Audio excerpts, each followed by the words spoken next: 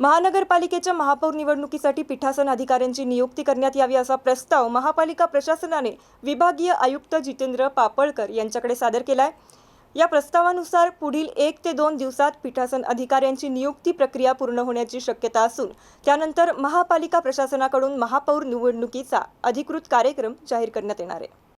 महापालिका प्रशासनाने प्रस्तावात स्पष्ट केले आहे की सन 2026 मधील महापालिका निवडणूक नुकतीच पार पडली असून या निवडणुकीत सर्व पक्षीय मिळून एकूण 115 नगरसेवक निवडून आले आहेत। त्यामुळे महापौर निवडणूक पारदर्शक व नियमानुसार घेण्यासाठी पीठासन अधिकाऱ्यांची नियुक्ती आवश्यक असल्याचे नमूद करण्यात आले। दरम्यान शनिवारी विभागीय आयुक्तांकडून या प्रस्तावावर कोणतीही कारवाई झाली नाही, कारण त्याच दिवशी राज्य निवडणूक आयुक्त दिनेश वाघमारे यांच्या उपस्थितीत जिल्हा परिषद व पंचायत समिती निवडणुकांचा आढावा बैठक आयोजित करण्यात आली होती। मात्र सोमवारपर्यंत याबाबत निर्णय होण्याची शक्यता व्यक्त करण्यात येत आहे। पीठासन अधिकारी नियुक्त होताच महापालिका आयुक्त संबंधित अधिकाऱ्यांसोबत चर्चा करून महापौर निवडणुकीचा कार्यक्रम निश्चित करतील। निवडणूक कार्यक्रम जाहीर झाल्यानंतर उमेदवारी अर्ज सादर व स्वीकारण्यासाठी कालावधी देण्यात येणार असून संपूर्ण निवडणूक प्रक्रिया किमान 7 दिवसात पूर्ण केली जाणार आहे। महापौर निवडणूक फेब्रुवारी महिन्याच्या पहिल्या आठवड्यात होण्याची दाट शक्यता आहे।